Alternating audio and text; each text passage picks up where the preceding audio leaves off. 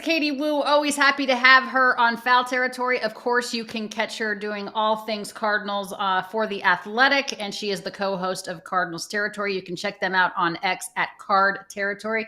Katie, great to be with you always. I guess it's like just the question du jour. Nolan Arenado, is he getting traded by the deadline just based on how things are going right now? Yeah, I feel like I've been answering this question since last October, which is possibly an indictment on the Cardinals, but we'll let that one slide for now. Great to be back with you all. Even AJ makes an appearance. How lucky am I? Let's talk a little bit about Nolan Arenado. Big series against the Milwaukee Brewers. Saved the game on Friday with a play only he can make, getting the out at home to preserve a tie in the eighth, the walk-off homer on Saturday. Cardinals beat the Brewers in the series. Now, the question about Nolan Arenado is going to be just how much longer is he in St. Louis? And that is a question that seems impossible to answer. And the reason for that is because it's going to depend on what the team does. The Cardinals are 12-16. I will say, not a good record, but I think they're better than what the record shows. In the 28 games they've played, 18 have been decided by 3 runs or fewer. So they've just been on the losing end of a lot of late inning games. Their bullpen has been a problem. Nolan Arenado's play has been much better. That's his 3rd homer of the season here. Defense looks good. His mindset is much better. He's playing a better quality of baseball than we've seen over the last 2 years. So if we're going by the way that Arenado looks at the plate and how he's been on the diamond for the first month, yes, I think you're getting a better version of him that we saw in 23 and 24. However, the Cardinals play in a division where if you hover around 500, you're still considered in it. And I think we're going to go down to the wire for the trade deadline to see what they're going to do. My gut feeling tells me, Alana, that if these St. Louis Cardinals are around 500 and somewhat in contention for a playoff spot, I do not think John Mozeliak in his final year as president of baseball operations is going to just hang in the towel, right? I think he's going to look to add incrementally. Trading away a future Hall of Fame third baseman wouldn't necessarily seem to fit that plan, but I really think Arenado's future hinges on how the team looks over the next few months. Really? He would go back from all this talk and wasting all of Katie Woo's time always asking about, oh, is Arenado going to get traded? Oh, he got traded, and the team is willing to pick up the money. Wait, no, he's not going to the Astros. He doesn't want to. Is there a way that they can convince Nolan, or is Nolan now just like, crap, I had to stay here the whole time? They kind of still like me, but I'm not really like the leader. They have young guys. Do they have to convince him to take something that he wouldn't have taken this offseason? I don't think so, and I don't think you can convince him to do that. I think Nolan at 34 years old knows exactly what he wants in his career, and he's also understands where he is in his playing arc, that where he ends up next, if it's not in St. Louis, is most likely going to be the last organization he plays for. That's why he identified those 5 teams as maybe I'd consider them. Remember, he never said yes. But he knew exactly what he was looking for. And you have to look at where baseball is in general right now. You're seeing a lot of teams right around the 500 mark. And I think that's just kind of, unless you're the Dodgers or the Mets, you're kind of along the second tier of teams that are, okay, they're good enough. You look at the NL Central, for example, you have the Cubs and the Brewers. Brewers are coming off, really grueling road trip, but they're good. Are they good enough to contend? Probably. Are they good enough to compete with the Mets and the Dodgers? Probably not. I'm not sure if there are many teams outside of the Yankees, the Dodgers, and the Mets right now, as currently constructed, that can give Arenado a guaranteed place to play in the playoffs. That's what he's chasing after. He wants to play in the postseason. He said that since his career, he's played in just 8 playoff games throughout his career.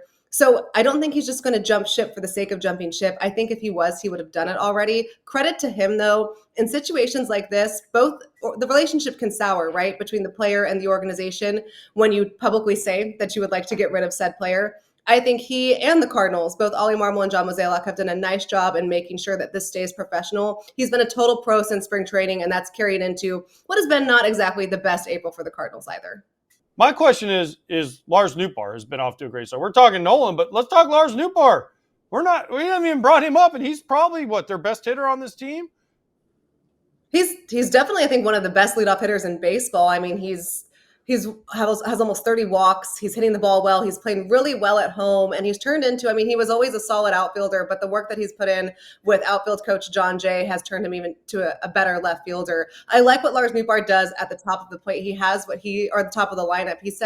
He describes it as an old school mentality when leading off the game, where the designation is to see as many pitches as possible What makes Lars Nootbaar so good at that is that he has some elite plate discipline. He has a great approach. He says sometimes new hitting coach Brant Brown will get mad at him for being too selective, but it seems to work. He just opened 10 straight, or he's now opened a game 10 times with a leadoff walk. That's exactly what you want from your leadoff hitter. So we knew coming into this, AJ, that this was going to be a big year for guys like Nolan Gorman, Jordan Walker. Lars Nootbaar fits that mold. Also, they need to know if they can build around him. The biggest question for him coming into the season was, can he stay healthy? Knock on wood, the first month he's done that well. Now we're seeing him develop into, I think, one of the more underrated leadoff hitters in the National League because he works the count so well, sees a lot of pitches.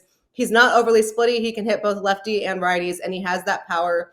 He's just becoming a prominent player for the Cardinals at the top of the lineup. I know it's only 1 month and it's about 100 at-bats, 100 plate appearances. Has Jordan Walker kind of taken a step back in the sense of he'd had the hit tool, and now the hit tool's kind of not there this year? Has it been cold weather? Is there something different? Is it just who Jordan Walker is at this point in his career? They're fair questions, and there's going to be a lot of focus on Jordan Walker and what he can do offensively. I will say before we get to that, he's made such strides defensively in right field. It goes back to the work that John Jay is putting in. He's a completely different outfielder in right field. From the plate perspective, he's still kind of the same hitter in terms of that low slider away from the zone. He's chasing, and his front hip's flying open, and he hasn't been able to get the ball up in the air, which has been the main focus for him. He started out strong, then slumped a little bit. He's in the middle of a slump right now, but this is what the Cardinals wanted to happen in a way, right? You want to see if players can struggle in the major leagues and then overcome, adjust, adapt, and figure out a way to be productive again. So it's not necessarily the fact that he's struggling right now. He's supposed to. Him and Gorman are supposed to struggle as they work through the major leagues. It's how can he overcome it? So yes, we're 1 month into the season. Certainly you'd like better offensive production from Jordan Walker. But what I think is more important from an organization long-term standpoint is giving him enough runway. We've talked about this a lot. Enough runway to figure out if he can adjust and succeed on top of his struggles. And that's where they are right now with him. Okay, let's talk a little bit about Phil Maton. Obviously, growing up a Cards fan, now on the team. Have you had conversations with him about that and just how it's been going for him? Phil's been great. He's been a great asset for this Cardinals team. It's nice having a veteran presence in a relatively young bullpen. It brings the question, why didn't the Cardinals just sign him sooner? I mean, for $2 million, Right. you're getting a very established setup man that has a lot of experience, takes the ball every day. And by not signing him a little bit sooner, Phil Maton's a pro, the Solana. He's always going to take the ball. That's why he has this characteristic as being so durable. But because he didn't start a true throwing program until the middle of spring when the Cardinals signed him in mid-March, he's still technically behind a little bit, although he would never say that. So the Cardinals are monitoring his usage, and there have been days where he just isn't available because they don't want to blow his arm out. But I certainly think Phil Maton enjoys being here. He's been a nice compliment, some nice consistency in a bullpen that hasn't really had much. Between him, Helsley, and Kyle Leahy, those are pretty much the only arms the Cardinals feel comfortable using right now.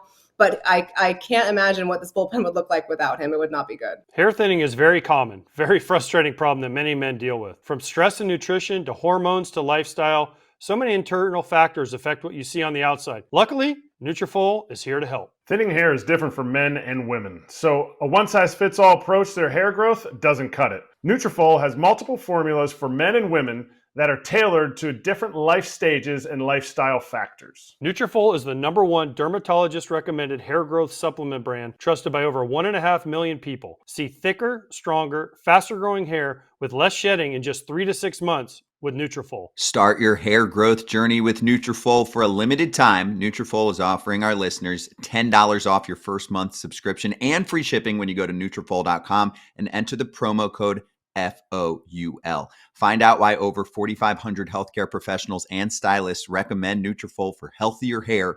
Nutrafol.com, spelled Nutrafol.com, promo code FOUL. Katie, what's going on with Willson Contreras? First base, I know he's there. He's not swinging the bat terribly well right now. What's going on there? Herrera's been a nice find for him behind the plate. What's the story with Willson Contreras?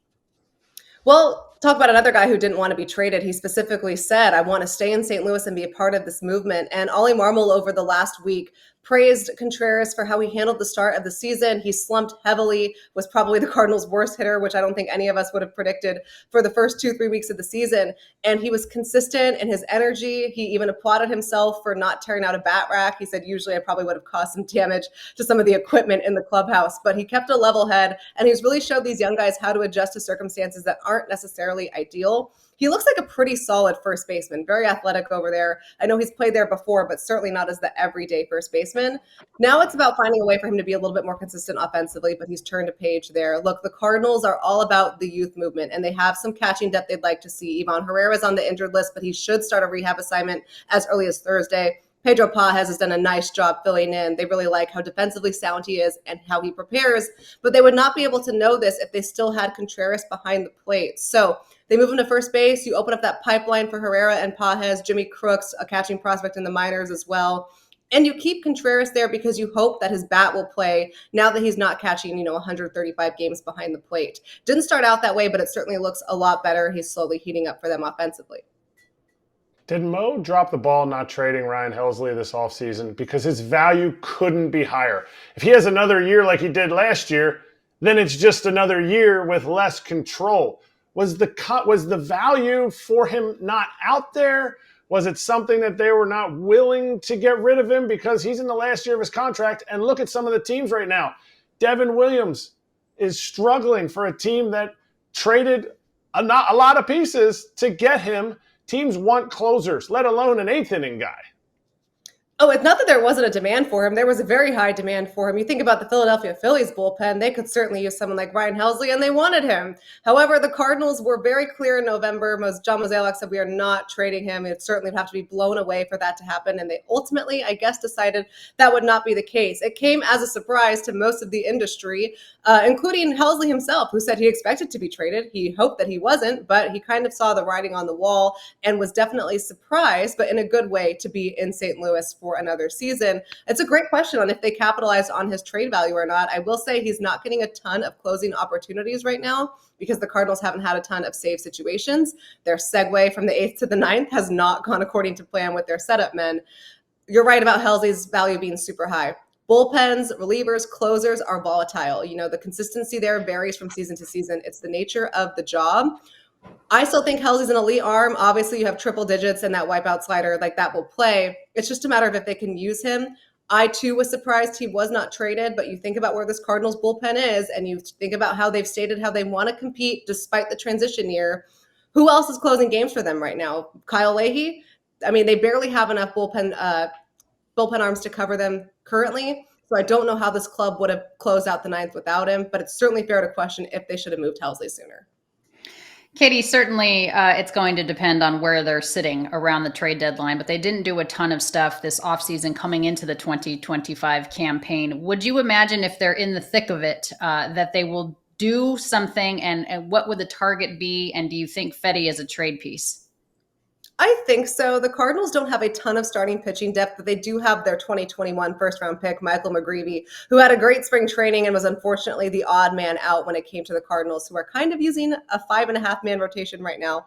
Anyway, but if the Cardinals get to a point at the trade deadline where they're not in contention, they have plenty of pieces that are in their final deals before free agency ready to go, including Eric Fedde, Steven Matz. He'll make a spot start for them on Wednesday. He's thrown the ball really well in that hybrid role between the rotation and the bullpen. Miles Michaelis, that's still a lot of money to move, but he kind of fits that mold for me if he can continue improving. They have a ton of guys that they can maybe offload. Maton's up there, Helsley too. So we'll see. At the same time, like we talked about earlier, if the Cardinals are in it come July, I can see John Mozeliak adding incrementally. Nothing crazy. Keep in mind, this is not his team after the season ends. It's Chaim Bloom's team. And the last thing the Cardinals are going to do is tack on contracts or promise money to someone where the front office is changing over, right? So I think the Cardinals will be so fascinating to watch over the first half because it's really going to dictate the inflection point of their franchise. Is this going to have to be a total full rebuild like they really don't want it to be? Or do they have enough parts to kind of make a run and salvage this? And maybe this transition year isn't as bad as it first seemed. Katie, do you know where the Cardinals rank 14th in this year in Major League Baseball? Give it to me. What you got? Attendance for the Cardinals. That is something that is something that we never thought. They're always top 5, at least top 10. They're 14th, and they've had the smallest crowds in the history of New Busch Stadium.